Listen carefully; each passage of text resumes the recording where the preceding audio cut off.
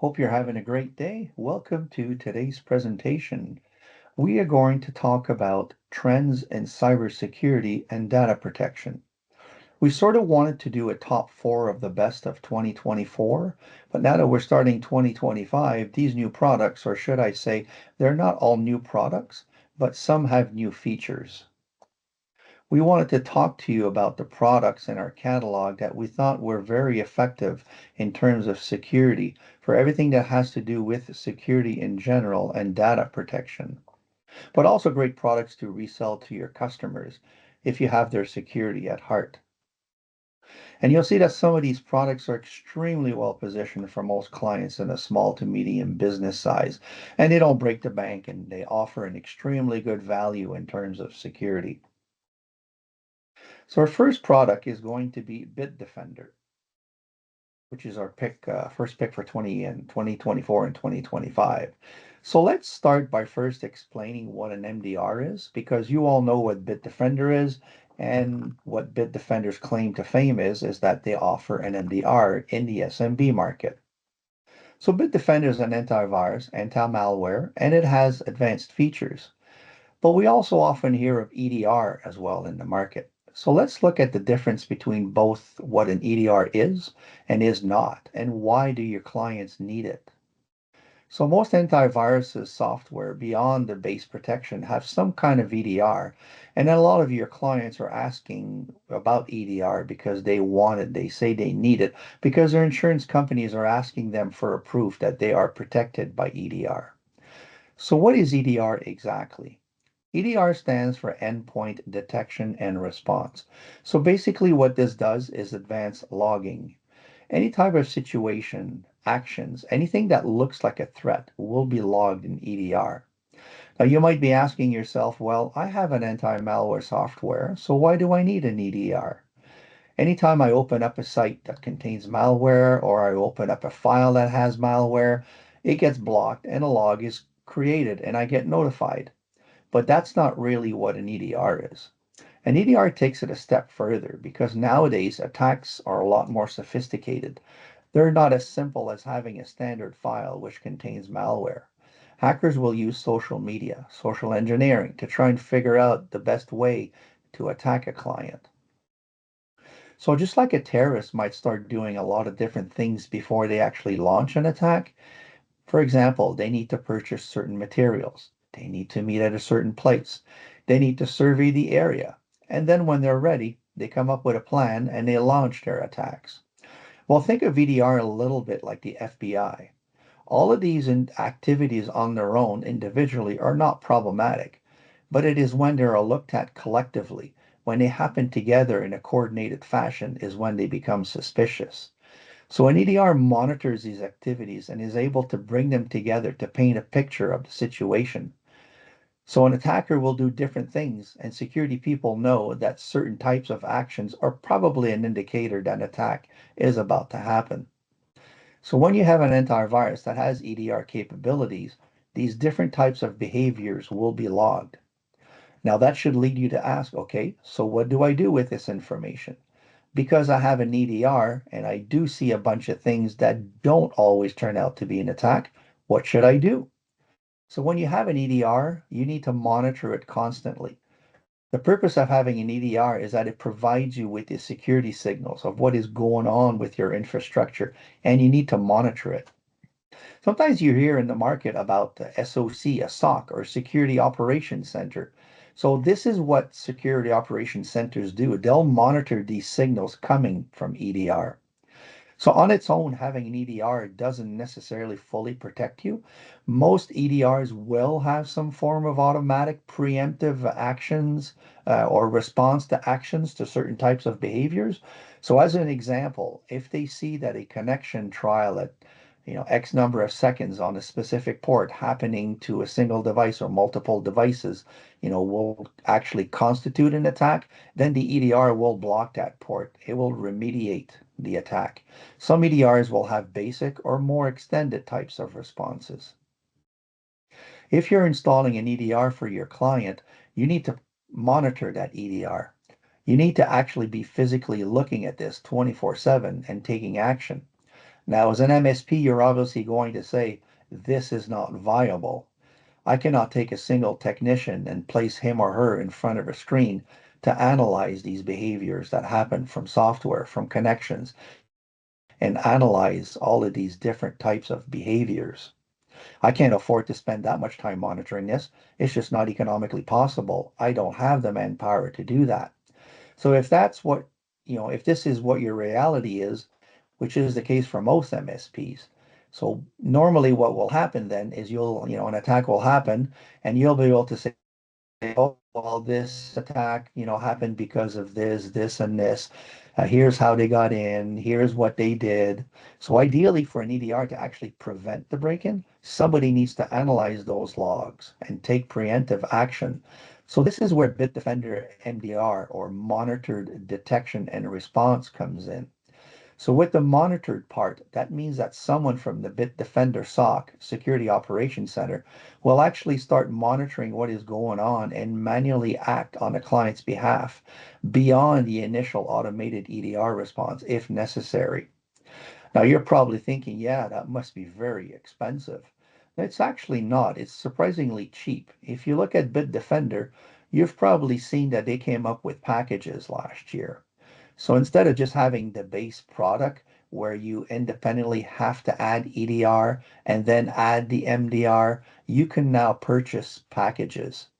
So if you want to monitor yourself, you can do that, but you can also add EDR.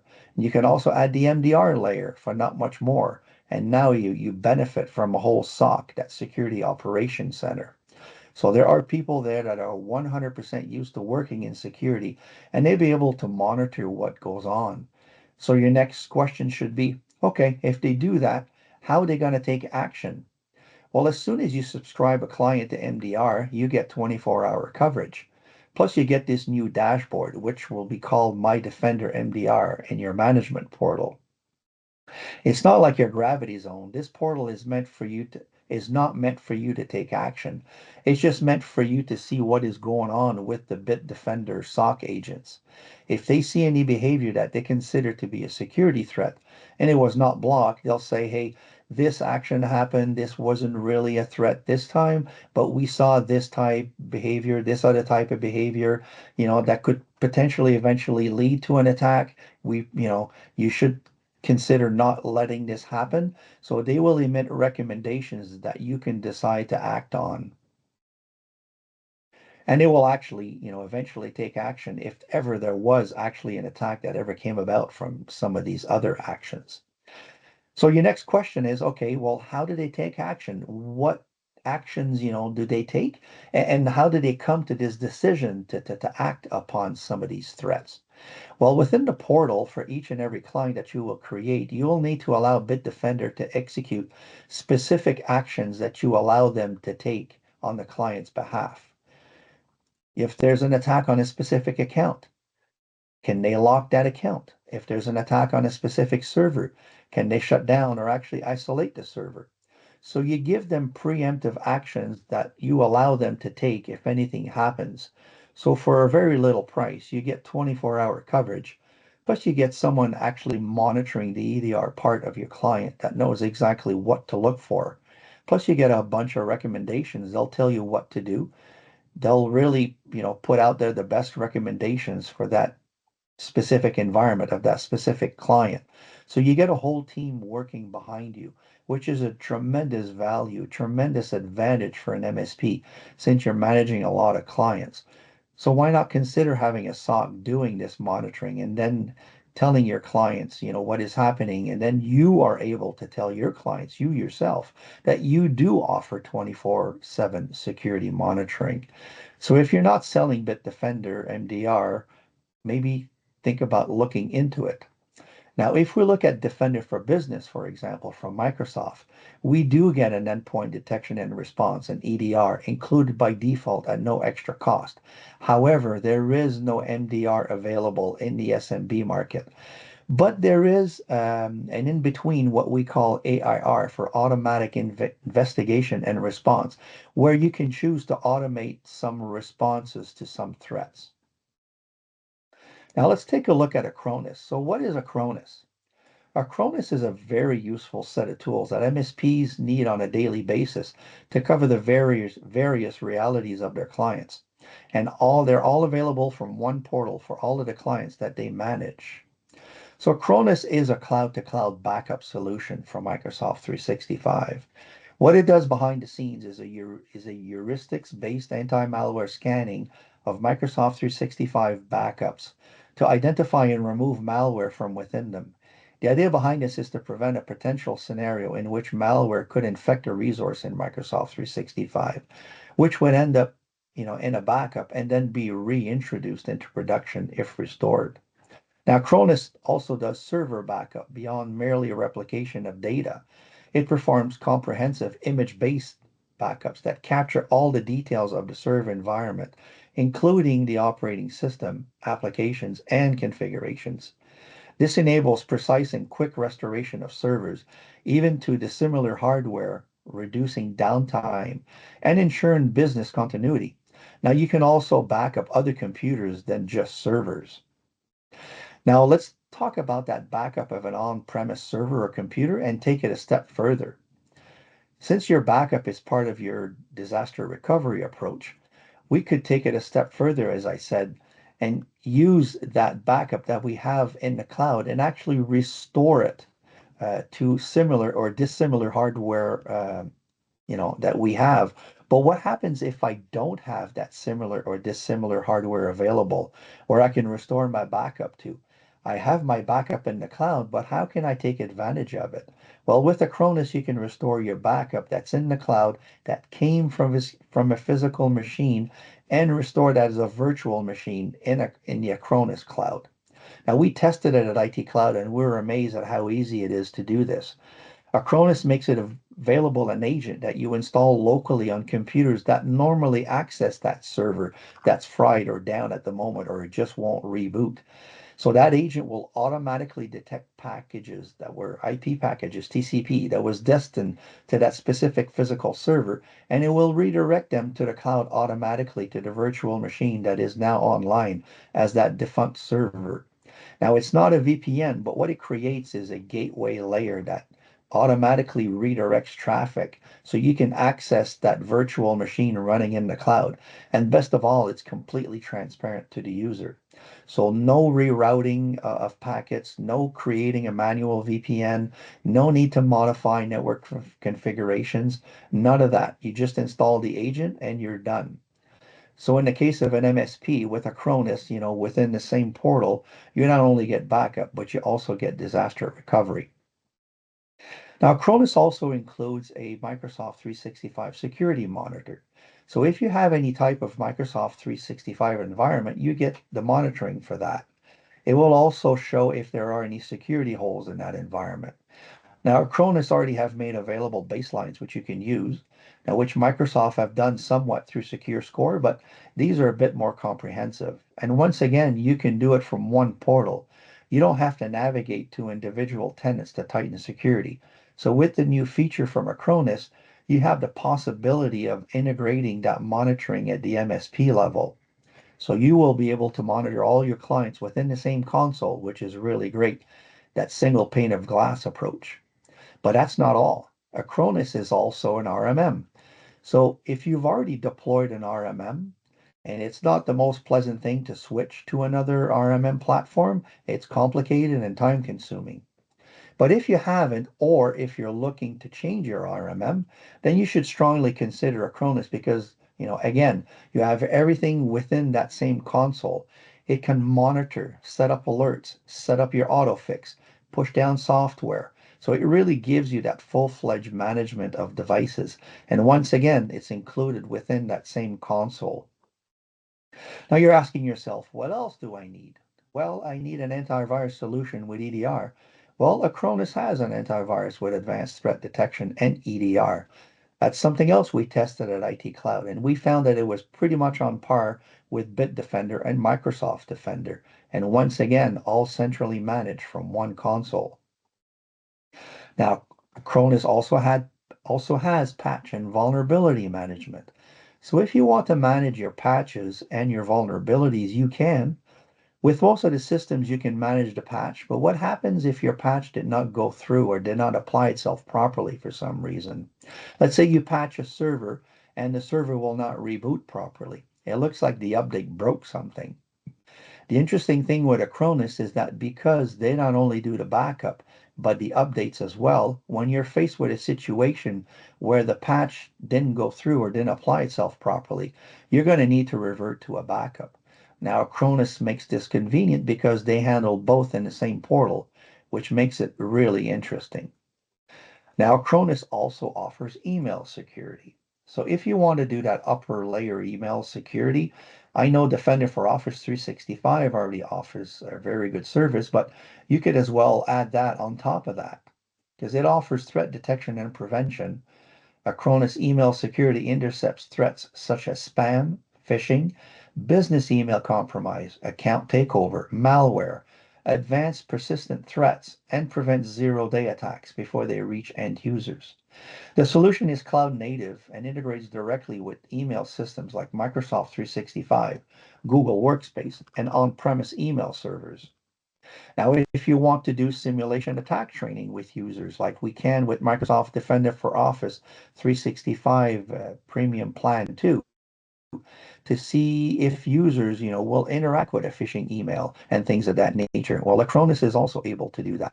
So it really is that one-stop shop. It's that single pane of glass for pretty much everything an MSP needs to do on a daily basis.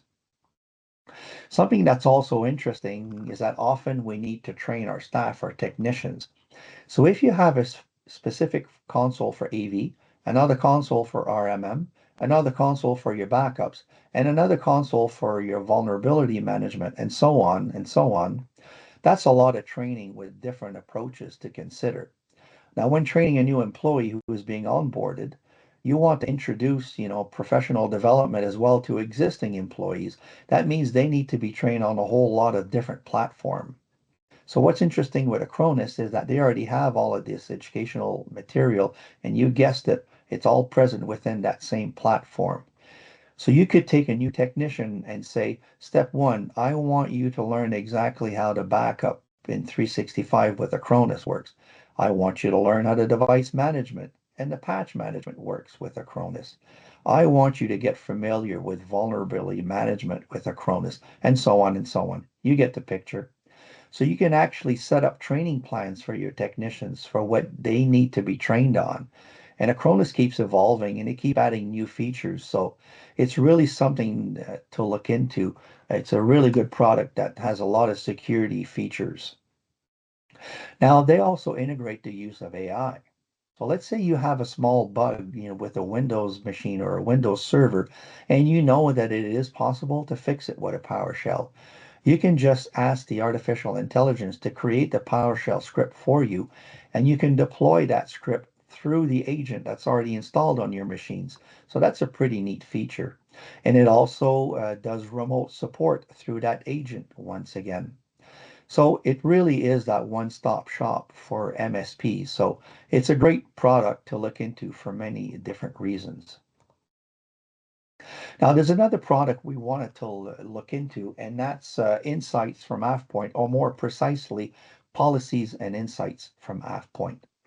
Well, you know that most clients these days want to go to a completely serverless environment. So what clients want is to get rid of their on-prem server, and they want a more convenient way to access their data from any location on any type of device. So what they usually do is they'll go with SharePoint, OneDrive, and Teams. And once a customer gets used to these services, they'll love it. And now they're telling you, oh, it's so simple to collaborate internally and externally using these platforms. We don't need to copy files back and forth. We don't need to send files via email. We don't end up with 5, 10, or more versions of the same file. We can simply collaborate by exchanging links on specific files. Well, there lies the problem. A lot of these times people get carried away and it's just too simple to create links or to exchange links with people outside the organization. That way you're giving access to people from outside the organization to information that perhaps should stay contained within the organization. Now, what happens is a year or two after, your client is going to come to you and say, okay, this is all nice. It worked great. We love it. But I suspect my employees are sharing files externally, which they should not be doing. Can you tell me which files are shared? Can you tell me who shared the file? Can you tell me what the level of access is on that file? And if you only have what is available from Microsoft to do this, it is going to be cumbersome to collect the data, and never mind trying to correlate this data. It's not easy to get the whole picture to figure out who has shared files, which files are shared, who has actually access to a specific file. Does that file contain sensitive information? Well, getting the picture of that landscape with policies and insights from AvePoint is much more straightforward without having to manually correlate the information. So what Insights from AvePoint does is it actually monitors the 365 environment. So let's talk about what we see as contributing factors that establish the level of risk. One of those is external users or guest users. Now, through the dashboards, we're able to produce reports which would show us how many users of those types of users there are in total in the tenant, when they last sign in, when were they created. So through the generation of that report, we can actually see what user has access to what type of object that is, what the permission level on that object is, how the permission was granted. And you can actually block a user from signing in as well. And you can remove a user from Entra ID as well. Now, it also deals with what are called orphan users. And those are users which are not in Microsoft Entra, but have access to content via directly granted permissions or shared links. Now, when we find that kind of user in a customer's environment, we could ask ourselves, who in the organization manages external guest users? Does the customer know how many guest users they have? Now, we can use policies in collaboration with Insights to create a rule that removes inactive guest users that have never been used to log in, for example, that to access what was shared with them in order to limit the potential risk from people that are outside the organization and to not let users exist indefinitely. We're also able to see external links. Now, those are all the other types of links other than organizational links. So those external links are really the ones of interest if we consider that those are the ones with the highest level of risk associated with them because they provide access to resources to people that are outside the organization. So in Insights, we can set or change the expiration associated with a link. We can see which links are associated to objects that include sensitive information. We can see if a link was used and who the user was and what the IP address was and when did that user sign in to access that resource. In the case of an anonymous link with no expiration, we would be able to confirm if the link was used or not, giving us peace of mind knowing that access to the information was made available without restrictions. We can even remove the link on the file. Now, all of this can be done from the AvePoint Insights portal without ever needing to access the SharePoint Admin Center. Now, we can further once again use policies in collaboration with Insights to create an alert if a link with no expiration is detected. We can even use policies to create a rule that if an anonymous link with no expiration is detected, we automatically delete it or enforce a specific expiration on the link. That way, we make sure that links don't exist indefinitely. Now, when we talk about sensitive items or sensitive information, we look at the risk matrix in the upper right-hand corner, and we're able to see what degree of sensitivity and exposure exists relative to information in the tenant and the level of risk that this poses. For example, if we had a file with an anonymous link, high exposure, that contained banking information, high sensitivity, this would create the highest level of risk possible. Now, if we hold the mouse over one of the nine tiles that make up that risk matrix, we're able to see how many matches are associated with that level of risk. If we click on one of those tiles, we can then see the associated files that make up that level of risk. Once we're inside that reporting window, we can choose an item to see why it was considered to be high exposure and also why it is considered to be sensitive. So policies and insights gives us that ability to achieve data security through controlling access to data and preventing data oversharing. Now, the comment I get from our partners and they get from some of their customers who actually use the interface is how easy it is to use it and how intuitive it is to understand and use. Now, at IT Cloud, we do make policies and insights available as a single product, but we also resell it through one of our backup products from AvePoint, which is the Microsoft 365 Cloud Backup offer that we call Total Protection. So when you buy Total Protection, which permits you to back up a user's mailbox and OneDrive, and as well as SharePoint and Teams, you also get policies and insights bundled in that same SKU, giving you more value for the money. Now, these were just some of the features that we wanted to briefly highlight in policies and insights. Now, let's shift our focus to identity to Microsoft Global Secure Access. Now, what is Global Secure Access? It is a secure access service edge that's made available now from Microsoft. Now, to use the base offering of this service, you will need to go from Entra ID Free to Entra IDP1. So if your clients already have Entra IDP1, which means that they either have Microsoft 365 Business Premium or they have the standalone Entra IDP1 license, then they already have access to what's called Global Secure Access, or more precisely in this case, the Microsoft traffic portion of the service. Now, it also offers two other capabilities, which we'll talk about. Now, global secure access is a mechanism in which you can isolate your Microsoft 365 environment in order to render it accessible only to specific users, or should I say specific devices. So how do we protect a 365 environment right now? Well, the best way of doing it is through conditional access policies, which also requires Entra IDP1. So let's say your client always works from a specific location with a static IP address. One of the ways to secure access is through a conditional access policy. Now you can create that conditional access policy where 365 can only be accessed from that specific IP, but there are some limitations to that.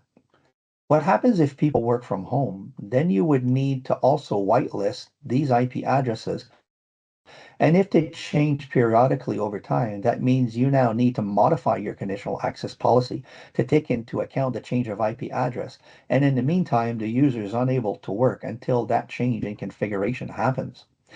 Now, what happens if you have people that work on the road? This is where things get a little more difficult.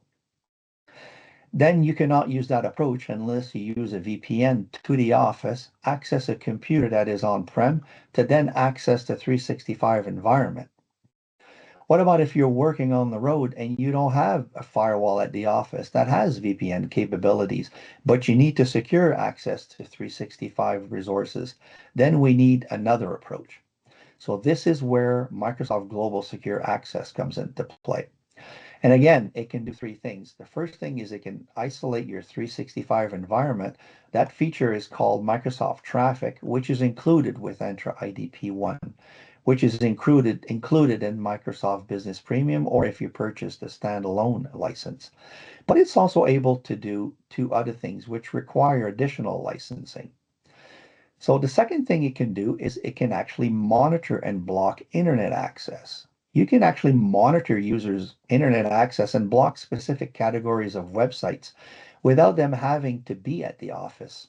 Of course, that would also meant that you would also have that firewall in the first place with those capabilities built in. But so you could, for example, block all social media and it would control access to internet access for all users. But it would also allow you to monitor who actually went on which websites and what, they accessed no matter where they were, when they were browsing on the internet. So that's a more powerful feature. So this license, which gives you access to that capability, is called Microsoft Entra Internet Access. We can also control access to on-premise environments from anywhere. almost like a VPN. So from anywhere, you would be able to connect to the on-prem environment in a secure fashion. So if the client still has a file server or the client still has an on-prem application or a remote desktop server on premise, they can access this server from anywhere through global secure access, more precisely using Microsoft Entra Private Access. Now, Microsoft Entra Internet Access and Microsoft Entra Private Access are additional licenses that need to be purchased. They're not super expensive, but just so you know, you will need extra licenses if you want to go that route. But if you just want to isolate access to 365, that is already included in Entra IDP1. So the way it works is fairly simple. You need to install an agent on each computer. Now these agents support Windows, iOS, macOS, and Android. And once you've installed the agent, it automatically asks the user to sign in and connect to 365. From there, you need to create a conditional access policy where we block any connection that is not going through global secure access. That's it. It's that simple. Now you've completely isolated the 365 environment to those devices that have global secure access installed. So if a device doesn't have that agent installed, it's not going to be able to gain access. So if someone would want to gain access to that environment, that would mean that they would need to log into the portal with global admin. They would need to download the agent. They would need to install the agent on the computer, and they would then need to sign in with an account from that 365 tenant. So it adds a level of complexity for someone that's trying to attack that environment. So it's a great way to secure access to an environment in a very simple fashion with very little licensing. So remember at IT Cloud, we also offer what we call our teammate service. So if you need help setting this up for the first time, we can help you. So this was all the content that we had for today. So I would thank you very much for taking the time out of your busy schedule to be with us. We're always available if you need help. You can contact your account manager directly for specific inquiries about the products that we covered today or for other products that are available from IT Cloud. You can also email us at sales@IT Cloud. So don't forget that we also have after sales technical support if you need it. Don't hesitate to contact our various support teams if you need to. We're able to help from pre-sales to the actual deployment of products and troubleshooting thereafter. So thank you very much, and I hope you have a great day. We'll see you in the next one.